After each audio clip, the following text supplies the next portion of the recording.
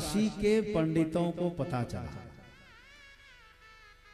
कि कबीर ने लुटाया है, इस बार खूब दान किया है, बोरा भर भर के बांटा है गरीबों में, सबको बांटा है जो आया है। तो पूरे आए समाज वाले कबीर को घेर लिया चारों तरफ। क्यों भाई, बड़े दानी बने हो, क्या तुमको पता नहीं है कि हिंदुओं में दान का अधिकार किसका है? दान पर किसका अधिकार है? पंडितों का अधिकार है भाई। हमारा तो यही काम ही है, दान लेना, दान देना, यज्ञ करना, यज्ञ कराना, पढ़ना और पढ़ाना। दान पर प्रथम अधिकार ब्राह्मणों का है, लेकिन तुम्हें हमारी याद नहीं आई? इतना बांट दिया सबको, बुला बुला करके एक बार भी विचार नहीं किया। अब हम लोगों को भी दो तभी छोड़ेंगे, नहीं तो छोड़ेंगे नहीं। कबीर साहब को घेर लिया चारों तरफ से सबने, और कहा क्या समझते हो, मुझे पता है बहुत माल रखे हो छुपा करके, सबको दो, संकल्प पूर्वक दो। अरे हम तो ब्राह्मण हैं, आशीर्वाद देंगे, बदले में तुमको ज्यादा मिलेगा, हम लोगों को दान देना चाहिए। कबीर साहब बेचारे अब क्या बोले, सोचा नहीं, चिंतन नहीं था, जो आए देते चले गए। अब तो छोड़े ही ना, देना पड़ेगा। सबने कबीर साहब को घेर लिया, देना पड़ेगा, दो।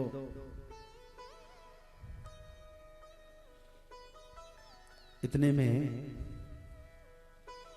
कबीर साहब ने कहा कि मैं कौन होता हूं देने वाला, अब मैं कौन होता हूं बांटने वाला, लाने वाला? मैंने तो कुछ किया ही नहीं है। देनहार कोई और है, भेजत जो दिन रैन, लोग भरम हम पर करे, तासो नीचे ने। रहीम साहब दान करते थे, सिर झुका झुका के करते थे, आंखें नीचे करते। लोग कहते रहे दान भी करते हो और शर्म भी आती है? ऐसी देनी देन जो कित सीखे हो सैन, ज्यों ज्यों कर ऊंचो किए त्यों त्यों नीचे ने। हाथ उठा रहे हो, नहीं नीचे कर रहे हो, ऐसा कोई दान? अरे दान देते हो फिर शर्म कैसी? कोई गलत काम तो नहीं कर रहे हो, सिर उठा के दान दो, क्यों? तो रहीम साहब ने कहा कि देनहार कोई और है, देने वाला कोई और है, लेने वाला कोई और है। लोग बीच में हमको समझ रहे कि हम दे रहे, इसीलिए शर्म के मारे नीचे नहीं। कबीर साहब ने कहा हम कौन है देने वाले? देने वाले रघुनाथ जी। हम लोग नहीं जानते हैं, हम इतना जानते हैं कि तुमने दान देकर बहुत अपराध किया है। दान देना था तो पहले हम लोगों को देना था। अब कबीर साहब ने रघुनाथ जी को याद किया।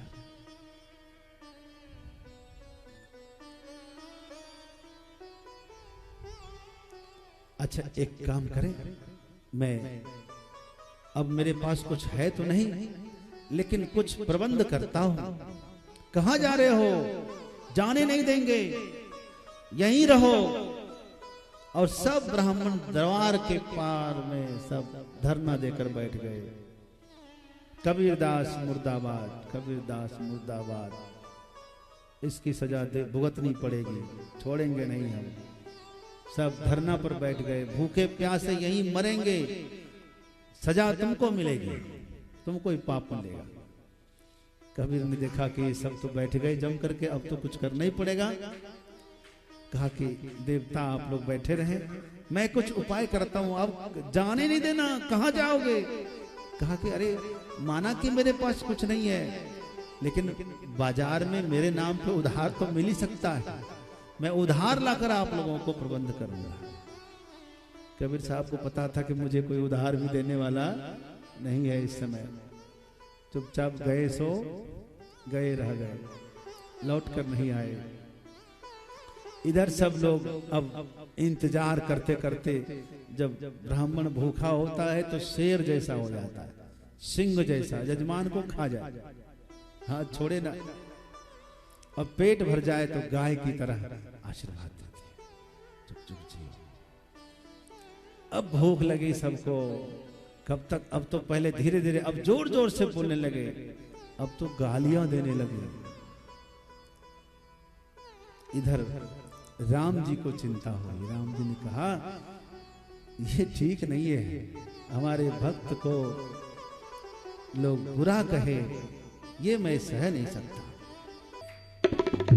कबीर का रूप धारण करके हमारे राम जी पधार गए। फिर से उतने ही सामान लेकर के, आओ आओ आइए ब्राह्मण देवता, लीजिए सामान लीजिए। अरे भाई हम तो समझते थे कि कबीर धोखेबाज है, एक नंबर का झूठा है, हम लोगों को धोखे में रख करके चला गया, भाग गया, आएगा नहीं, लेकिन ये तो सामान लेकर आए भाई। जियो जियो, खूब आशीर्वाद, यशस्वान भव, जब तक सूरज चांद रहेगा कबीर तेरा नाम रहेगा। खूब आशीर्वाद दिया, भर भर के आशीर्वाद दे रहे हैं। भगवान यही तो चाहते हैं। भगवान ने कहा, माता सीता से कहा, जैसे बच्चे के जन्मदिन पर माँ बाप ब्राह्मणों को दान करते हैं और बच्चे को क्या मिलता है? आशीर्वाद मिलता है। बच्चे के स्वास्थ्य के लिए माँ बाप दान करते हैं, बच्चे को क्या मिलता है? आशीर्वाद मिलता है। चलो आज हम, कबीर पर संकट है, कबीर के नाम पर हम दान करेंगे तो लोग कबीर को आशीर्वाद देंगे। इसलिए भगवान दान कर रहे हैं कबीर के रूप में, और लोग कबीर समझ के आशीर्वाद दे रहे हैं। कोई माथा पे हाथ रख के आशीर्वाद दे रहे हैं।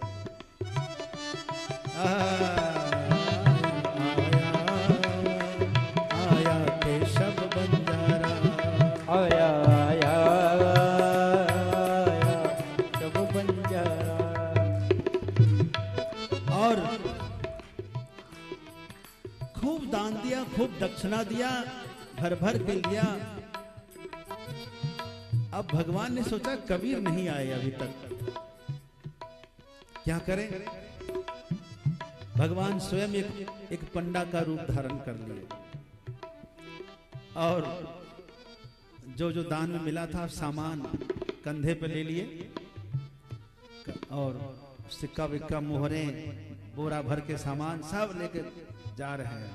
अरे जियो कबीर, वाह कबीर वाह, कमाल कर दिया, कमाल कर दिया। कबीर दास जी छुप रहे। अच्छा क्या हुआ कि वहां जयकारा लगाने लगे ब्राह्मण लोग। पहले तो काशी विश्वनाथ की जय कर रहे थे, गंगा मैया की जय कर रहे थे, ये तो यहाँ होता ही रहता है। लेकिन कबीर की जय, कबीर की जय जब कर रहे थे, ये जय घोष कबीर साहब ने सुना। वाह भाई वाह, होगा कुछ, होगा मामला। भगवान उधर से गए तो कबीर साहब सोचा, लगता है कि मुझे कोई खोजने आ रहा है, और छुप गए और दब गए। होता है, हमको क्या पता उधर से जा रहा होगा। इतने में एकदम झाड़ी के पास आकर के भगवान खड़े हो गए पंडित के रूप में। अरे भाई यहाँ कौन छुप रहा है, कौन है? कबीर साहब ने कहा, यहाँ कोई नहीं है, कोई नहीं है, आप जाइए बाबा। अरे भाई तुम क्या यहाँ घुप छुप रहे हो, जाकर देखो कबीर के यहाँ कितना दान चल रहा है। इतना दान तो जीवन में तुम कभी भिक्षा मांगने की जरूरत ही नहीं पड़ेगी, जाओ, गरीबी खत्म हो जाएगी, जाओ वहां इतना बट रहा है। अच्छा बाबा हम जाते हैं। कबीर साहब ने अपना मुंह ढक लिया, चले गए। बड़ा आनंद था वहां, दान दक्षिणा लेकर के ब्राह्मण लोग बड़े खुश, किसी को पता नहीं चला ये रहस्य। कबीर साहब आए घर में, माँ से पूछा, माँ क्या हुआ, ये सब देवता लोग कहाँ गए? अरे सबको तुमने तो संतुष्ट किया दान दे दे करके, सबको खुश कर दिया। देखो फिर से घर भर गया। अरे माँ, अच्छा मैं ही था? बोले ना, हाँ तुम ही तो थे। माँ मैं नहीं था, मैं तुम्हें क्या बताऊं, मुझे ठग लिया है ना, मैं चला गया हूं।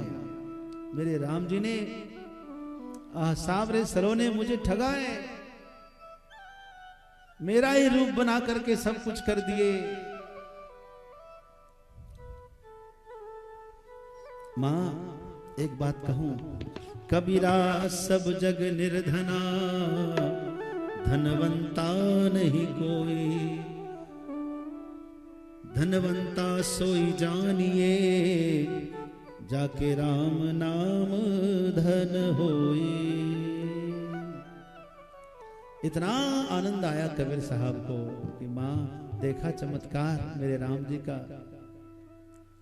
है?